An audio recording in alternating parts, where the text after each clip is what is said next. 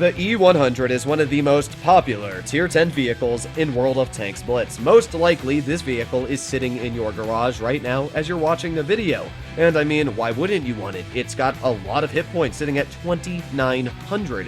As well, it's got a gun that deals 640 damage per shot with some pretty beefy penetration on the heat. It's got decent mobility for how heavy it is and some incredible ramming capability. It's kind of like a mouse merged with a TD gun, which is very fun. But it does have some big downsides. A massive weak spot on the lower plate, which almost any tier 10 can easily penetrate, track wheels that you can penetrate through, and as well a turret that is basically as large as the Nile River, which is a problem because you can penetrate that turret with any premium shells easily, even if you're not running calibrated in tier 10. And if you're in mediums, you still have a pretty easy chance of penning it if you are running Cali, even at a pretty steep angle. That is the issue with the E100. It's just the fact that on certain maps like Mines or Dead Rail, where you require gun depression, even Middleburg, you feel kinda useless. And that is where the VK7201K comes into place. Now, it carries the same gun as the E100, a teeny bit worse DPM, but a bit better aiming time. So the gun is basically the same. But the difference comes with the armor layout. The armor is basically melted off of the side of the E100. You can see the big difference on side armor.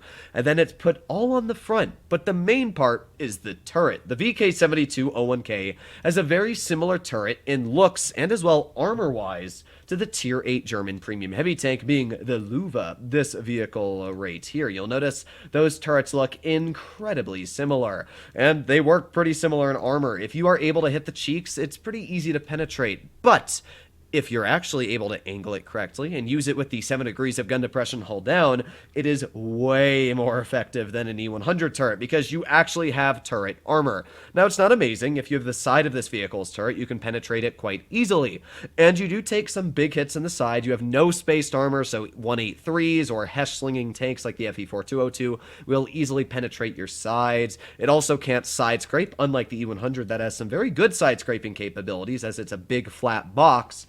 The VK72 has this big ol' round part sticking out on the back, and that means if you try to side scrape, you're going to be penned every time there. So it can't side scrape. It also has some very, very poor track wheels, just like the E100. But there is one major advantage. Not only does it have that turret, but it also has an incredibly thick frontal plate. That lower plate is around 300 millimeters, and same for the middle bar, which means that if you want to penetrate this tank frontally, you have to load premium, meaning that you will bounce a lot more shells, or not even bounce, but take a lot less damage. You have 2750 hit points, but if everything's shooting premium shells at the front of your vehicle, now you've got like 3500 hit points. It's basically like a free reactive armor, which is great for the vehicle. Now, obviously, if people are pushing on your sides, then that's not the case. But I'm going to show you two games where the VK72 just feels oh so amazing. We got one on Nube and the other one on Canyon. These were two battles that should have been losses, and if I was in the E100 or even the 60 TP, I probably would have lost these games. In fact, I'll show you an example right in this battle where I would have lost in a 60 TP. There are a lot of advantages in this vehicle over the 60. The big one is alpha. Its aiming time, its dispersion, all are better. The gun is 100% better on the VK72. But not only that, but this vehicle's armor just feels so much more reliable than the 60 TPs. You don't really have a hatch on the roof. So there are a lot of advantages. Unfortunately, it's not as fast. It goes 30 instead of the 42 that the 60 TP does, but it's not bad. But obviously, if I was in a 60, I wouldn't have bled this hit points early on in the game. So what do we have up against us? Well, we've got a AMX-50B platooned with an FE2 and 5B. We also got an Object 268, which is going to get slapped for 676. Oof. That's gotta hurt. Obviously, Alpha is great. Sure, this tank does not have a lot of DPM. In fact, it's the least amount of DPM in Tier 10, period. But DPM isn't that important when you have Alpha, because you can make up for that DPM by trading with your opponents. This 2 and 5B here, just for example to showcase the Alpha, that HE did 429 damage. Even though my E100 is an absolute dunce. I mean, I don't know what this guy's doing, but he's Yeah, I don't know what he's doing. He's just going up, and he is on a suicide mission. But either way, while that E100's doing that, I'm over here. We're going to try an HE, but that was a bit on my part. I could have aimed a little bit more, and I would have been able to hit his turret. But we're sitting okay. We're at 1100 damage, but our team is absolutely dead. My teammate Flossie, yeah, he's going to be taken out quite quickly, and my 907 as well, yeah. I mean, looking at this battle early on, it's not looking like a very good win at all. Thankfully, I prioritized my shot on that Sheridan because I didn't want to deal with him later. Flossie was able to get that shot in and clear the Sheridan. That was one of my biggest threats, but there's still an M60, there's still an AMX-50B, an FV2 and 5B, and it's a 3 versus 5. This is not great. Thankfully, big ol' shot into the enemy M60. This is where Alpha feels great. You can get big shots out like that, and it hurts a lot more than a normal shell would. And now I'm backing up, trying to make compromise of this long reload. There you go, nice bounce, angling it the best I can. Come on, come on. HE, oof, oof. And this guy is now on the reload. With that single HE shell, now he is a one-shot if I'm able to pen the next HE shell. Because obviously a 150, like this vehicle carries, does 960 average damage. So you bet I'm going to be trying to hit him with it. And boom, gets the snap right into his side. Wait until you see the guy. He's quite mad at me.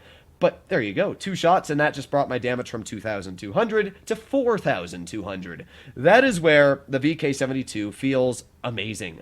When you're able to get these HEs out, you can carry a game. The 60 TP would not have gotten those HE splashes out, because it only has 680 HE damage. That 50B would have been able to reload its clip and kill me. That is where the VK72 does feel stronger than the 60 TP. And comparing it to an E100, I can actually drive up the bridge and use the vehicle hull down. So we got the FE2 and 5B sitting up here, and I was hoping that he would poke it, but I was like, whatever, he's not going to poke it, so I'm just going to drive up the bridge.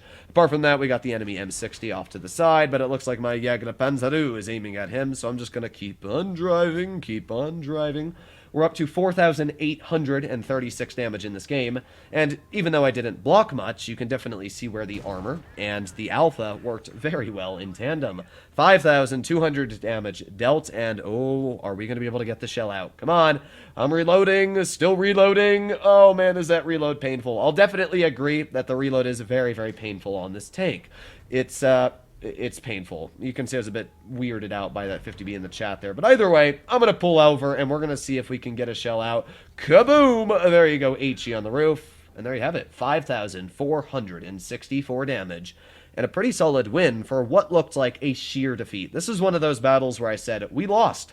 But because of the alpha, because of the armor, and just because of the tank I was driving, everything worked out, and I was able to pull out an incredible win that should not have been a win. It's a pretty good game. And the next game you're going to watch as well, this one on Canyon, did not look like a possible win. But it turns out to be one. That is just what this tank can do. We're up against a bunch of deadly tanks. There's a Klanvong, M6 Show, 263 50B. Oh boy, and for mediums as well, they got an FE4 202, which can butter my sides. They got an M48 Patton and a Vickers Light. That's a pretty strong lineup. And my team, you're going to see, a lot of weird things happen. So what I'm going to do is I'm going to drive over to the middle of the hill, and I'm going to see what we can do here. So, well, obviously the VK72, unlike the E100, can work hull down. And with the same gun depression as a 60 TP, it can work the same positions as a 60. So I can work right up on this hull, or this ridge, and work hull down, and not have really any weak spots shown. There is one issue, which is obviously the side of the turret, as we went over, is very weak. So you'll be penned in the side of the turret if vehicles do have your side. What I'm going to do right now is I'm going to scare the bejesus out of the enemy. I'm just going to drive right over the ridge. I don't care if I get penned. That's an easy 575 tap into the enemy there. And we're just backing up. There's the EO getting a shell into me, so I'm just going to be like, oh well, I bled about 600 hit points to deal 600, so I'm not going to complain all too much. We got the 50B, aiming at an HE. Nah, can't get it out, not enough gun depression, so I'll just gladly take a standard tap into him, and with that, we're up to 1,270 damage.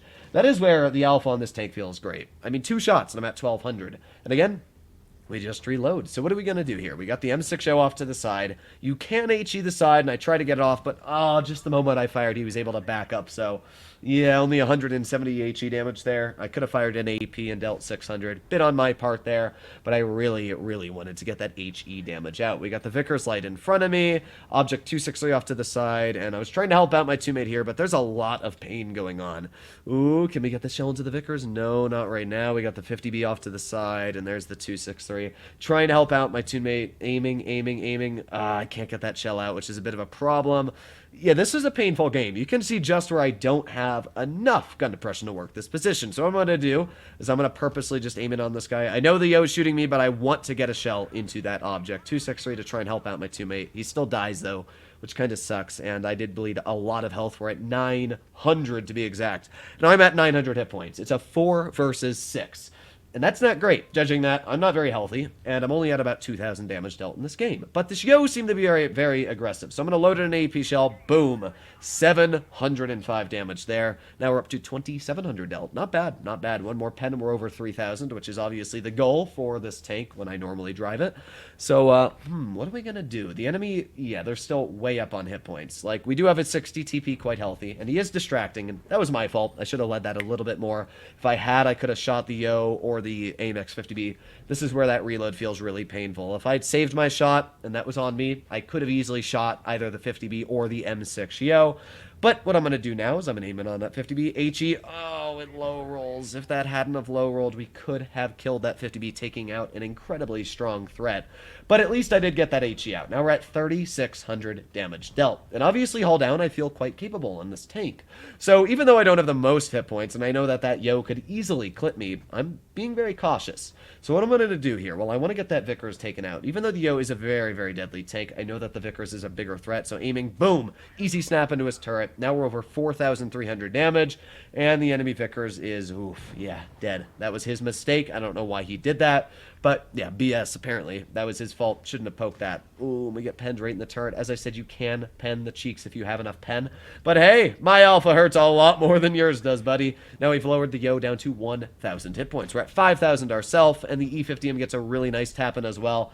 This is turning to actually be a winnable game. All they have left is the Kranvong and M6 Yo. Now, they are in platoon, and that's not great because, oh boy, the Kron puts on reticle calibration and finishes off my teammate. And there you go, nice max roll. Doesn't really make a difference, though, because the Kron is a one-shot either way. But hey, it brings him lower that I can guess HE. So the Kron is at 44 health, and the M6 Yo is off to the side of me. But here's what we're going to do. A kaboom! Boom! I wanted to make sure that that hit, because I knew if I missed the shot, I was screwed. So I made sure to aim it in, and now I'm going to try and drive away. Unfortunately, I'm not the fastest of vehicles, and that Yo gets a pretty nice snap into me. But guess what? He gets taken out, and there you have it. 5,700 damage, and that's another mastery. It's a really nice tank. Oh, actually, it wasn't a mastery. It should have been. I don't know why it wasn't, but yeah, pretty nice battle. I mean, this is where the VK-72 feels very strong. There is no way in any world I would have won that battle in an E100.